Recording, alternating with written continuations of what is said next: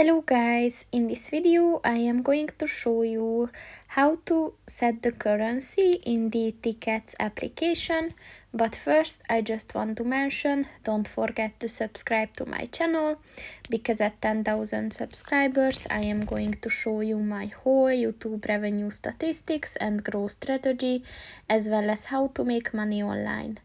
Let's jump into it. First of all, open the application on your phone. And then click on the options button at the bottom of the page on the right. And then at the settings section, click on the currency button. And if you scroll back and forth, you will see all the available currencies that you can set. So just click on the one that you want to use. So that's pretty much it for this video, guys. See you in the next one. Goodbye.